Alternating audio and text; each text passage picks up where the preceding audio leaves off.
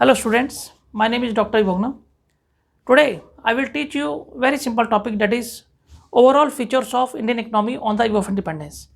इससे पहले भी मैंने मोर देन 150 वीडियोस मैंने अपने यूट्यूब चैनल के माध्यम से डाल दी हैं. आज मैं ये टॉपिक डालने जा रहा हूँ overall features of Indian economy on the eve of independence. तो अगर हम सबसे पहला पॉइंट बात करें ओवरऑल फीचर्स ऑफ इंडियन, तो हम कहेंगे कि हमारी जो इकोनॉमी थी वो कैसी थी? स्टैग्नेंट इकोनॉमी थी. स्टैग्नेंट इकोनॉमी थी on the eve of independence. Independence के समय हमारी इकोनॉमी क्या थी? स्टैग्नेंट थी. स्टैग्नेंट इकोनॉमी का मतलब ये हो गया कि हमारी जो इकोनॉमी थी वी शोज लिटिल और no growth in income. We shows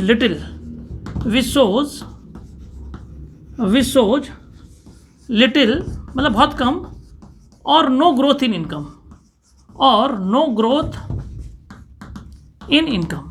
इसका मतलब ये हो गया कि उस समय क्या था? उस समय वी शोज लिटिल और नो ग्रोथ इनकम. उस समय इनकम बहुत कम थी, लोगों के पास बहुत ज़्यादा कम थी, और जिसके कारण क्या था? Standard living was very poor. लोगों का standard of living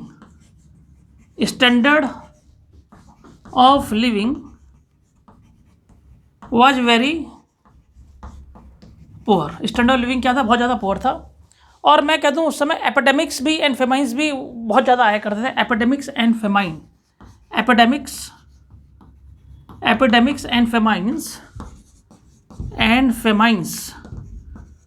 were rapidly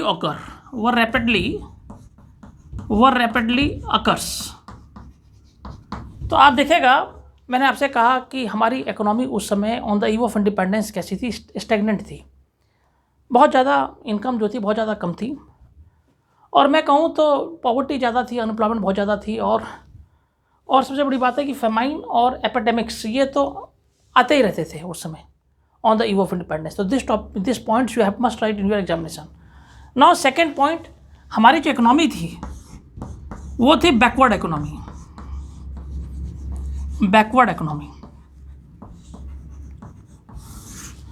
अब सवाल ये उठता है कि बैकवर्ड इकोनॉमी किसे कहते हैं?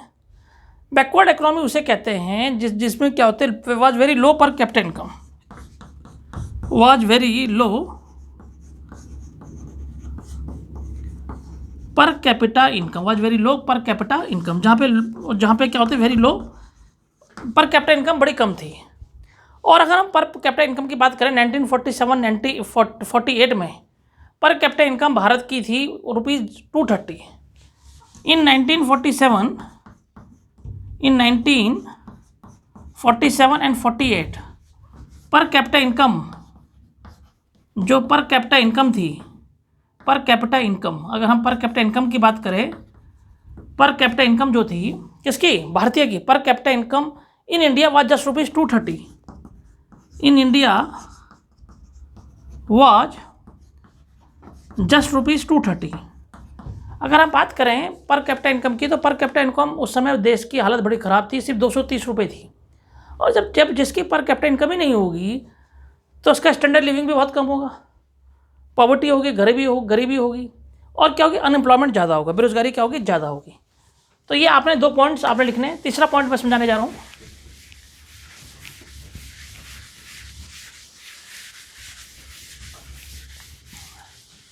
ना थर्ड पॉइंट, अगर हम थर्ड पॉइंट की बात करें, अगर हम इकोनॉमी की on the eve of independence की करें, डोमिनेंस ऑफ एग्रीकल्चर सबसे बड़ी बात थी.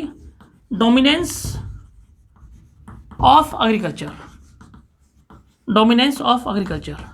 मीन्स हम एग्रीकल्चर पे ज़्यादा डिपेंड थे. हमारा देश एग्रीकल्चर पे ज़्यादा डिपेंड था. 1947-98 में on the eve of independence 72% of the country working population was engaged in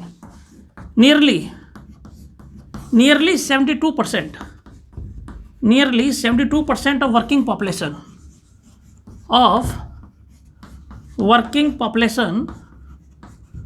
was engaged in agriculture.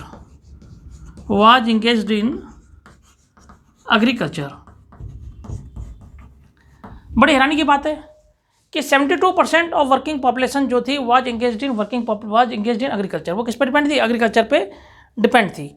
और तो और अगर हम कहें एग्रीकल्चर का जो जीडीपी ग्रोथ रेट है, एग्रीकल्चर में अगर हम बात करें, एग्रीकल्चर में जो जीडीपी कंट्रीब्यूशन है, GDP contribution was 50%.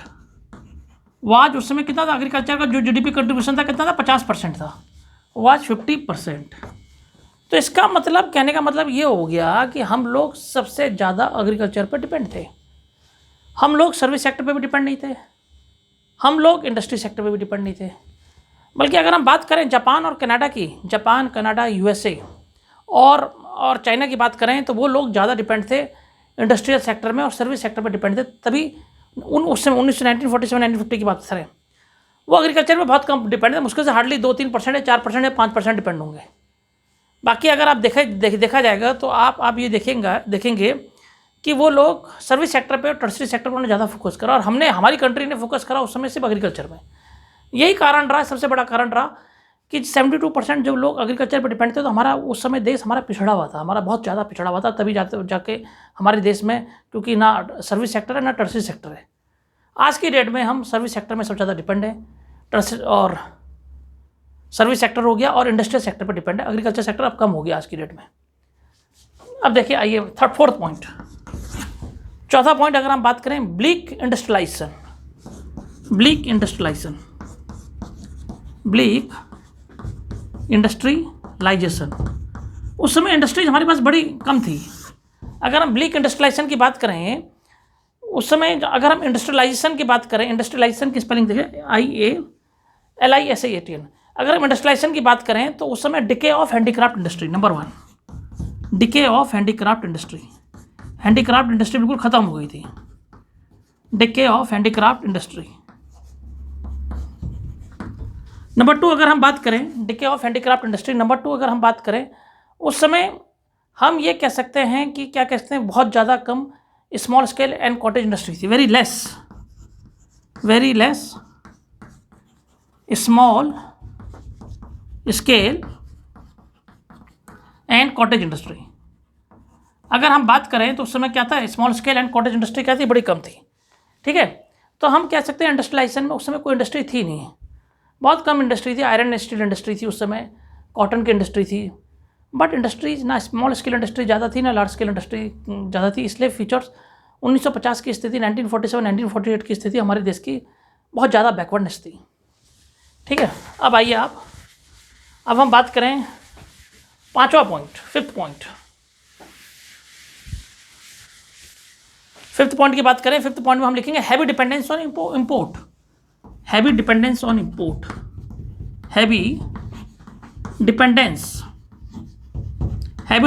On import. हम सबसे ज़्यादा इंपोर्ट पे डिपेंड थे, अब हम विदेश से सामान मंगाया करते थे, इंपोर्ट पे हम क्या डिपेंड थे, we heavily depend on foreign imports. Number 1, आप ये कहते हैं we depend on imported goods,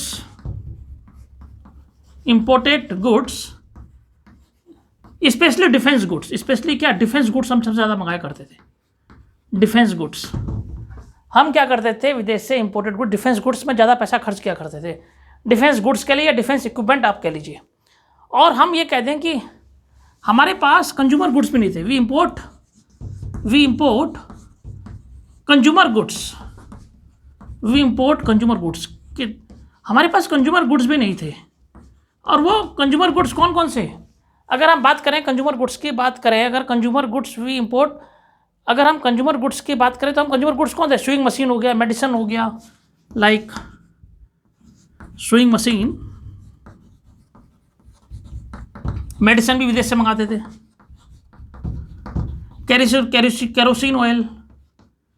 kerosene oil etcetera.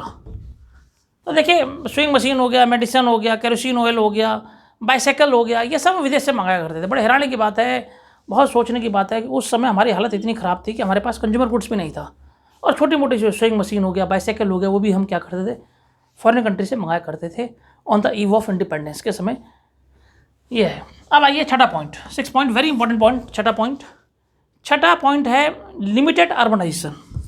बहुत ही इंपॉर्टेंट पॉइंट, आप देख के दंग रह जाएंगे जब आप इसका आप सोचेंगे कि अर्बनाइजेशन लिमिटेड अब क्या हो गया और पहले क्या था। लिमिटेड अर्बनाइजेशन में कहते हैं 1948 की बात बता रहे हैं हम। 1948 में 86% लोग गांव में रहा करते थे। 86% रूरल एरियाज में रहा करते थे। और अगर हम बात करें सिर्फ 14% वो रहा करते थे अर्बन एरियाज में।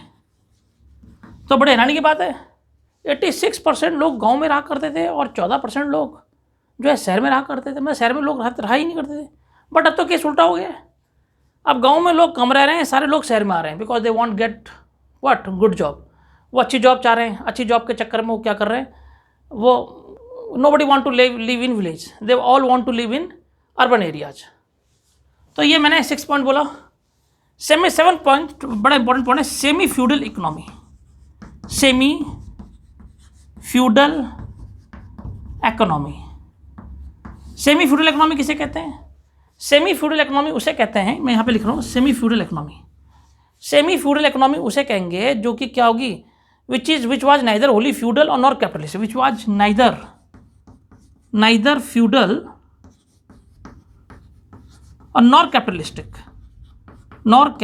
ना वो जब पूरी ना होली नाइदर, वो हम ये कहते हैं वो नाइदर क्या हो, या तो वो क्या हो नाइदर होली फ्यूडल, या पूरी तरह से वो फ्यूडल हो और नॉर वो कैपिटलिस्टिक हो। होली फ्यूडल हो और ना ही वो क्या हो, नॉर एक कैपिटलिस्टिक इकोनॉमी हो। इसका मतलब वो कैसी इकोनॉमीज थी, वो हम ये कह दें मिक्स्ड इकोनॉमी थी। कैसी इकोनॉमी थी हमारे इंडिया की, कैसी इकोनॉमी थी उस समय? मिक्स्ड इकोनॉमी थी। Mixed economy, socialistic and capitalistic mixed economy थी। वो नाइदर होली फ्यूडल थी और ना ही वो कैपिटलिस्टिक थी।